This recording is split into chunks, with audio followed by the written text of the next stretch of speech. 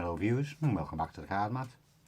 Nice one here by Frank Garcia, and it's only using 9 cards, 8 of which are the same and 1's different, and we'll call that the wild card.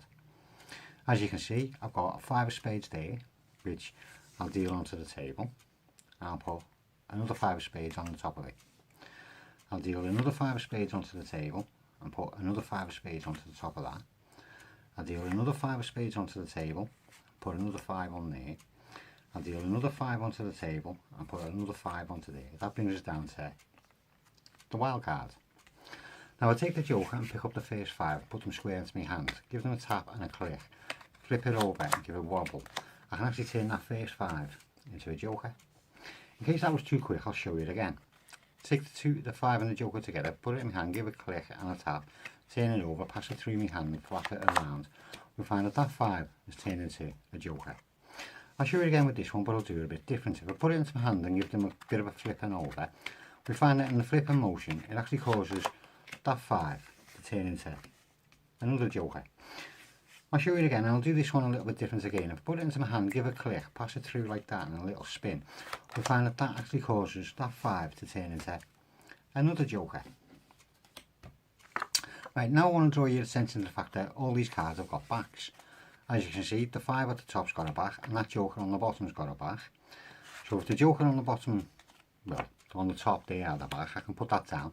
I can show you that the middle joker has a back and the bottom card has got a back, but it should have been the 5. Anyway, I'll show you that again.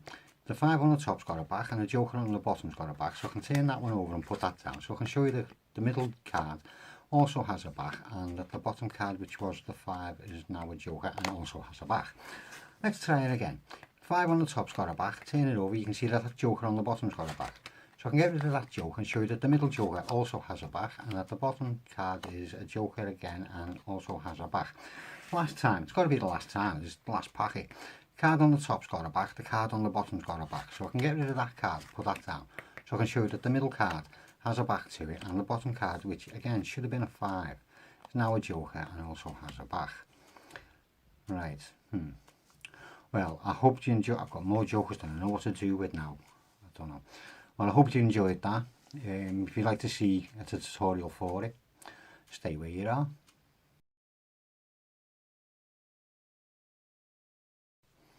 Well, I hope you enjoyed that little performance of Wildcard by Frank Garcia. I just think his handling on that's really, really good. Fantastic. So, here's how it goes. I'll go through the cards from the bottom of the deck, a face-up deck, but from the bottom. Right, on the bottom you have a normal joker, and then another normal joker, using 9 cards by the way. Then you have a joker on the back, and whatever cards you can get with a joker on the back. It's usually 5 of spades or 5 of clubs, they're very limited in what you do. So you have your gaffer, with the 5 facing up, then you have another regular joker, then you have another gaffer, then you have another regular joker, then another gaffer, then another regular joker, and finally a gaffer on the top. So it looks like you got 5 jack, joker, 5 joker, 5 joker, 5 joker, joker.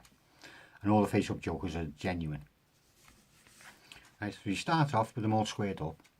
So you're going to show a trick using just 9 cards, 8 of which are the same and 1's different. And you'll come to that one in a bit. And all you do is get hold of it because you're going to do a glide. So all you're doing is you're sliding that top card down a bit. But you do that as you're turning your hand over, because you go, look, I've got a 5 of spades there, and as you turn your hand over, you just do the movement so it's not seen. Because if you turn it over and then do it, you see the little spread of the fingers. So you do it as you're turning your hand over, and then you just pinch the sides of the pack pretty stiff to stop any other card sliding up as you pull out that first joker. And I'll put a 5 down, then put your first finger on the top and just push it down so it squares the pack up again as you turn over. And go, I'll put a 5 on the top of it. Then you turn over and again you do a glide. So all you do is just, as you're turning over, pull that bottom card down, slide out the second to bottom card. So I'll deal a 5 down, square them up again as you turn them back, and I'll put a 5 on the top. Then do the glide again.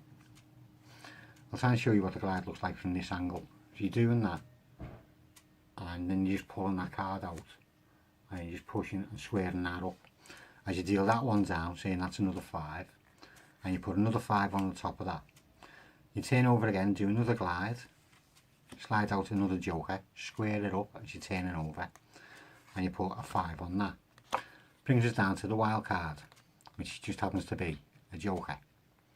Now when you're doing this, make sure that all your jokers are all facing the same way. You know, there's none which are upside down, if you know what I mean. Make sure they're all the same way. You go, right, if I take the first 5 and you just scoop up the face down card in any pile you want to, scoop it up, put it into your hand, say, if I just get hold of it, give it a tap, give it a wobble, give it a click, get a monkey to dance around, whatever you want to say, just biff them about, and turn it over to show it's turned into a joker. So you go, blah blah blah, and you see that the first 5, and say it, do it like this, because it takes the emphasis off, because you're doing a Mexican turnover, but it looks a bit off, because you're putting 2 face down, 2 face up cards, and then you're coming away with a face up and a face down, if you know what I mean. That's your gaffer in it.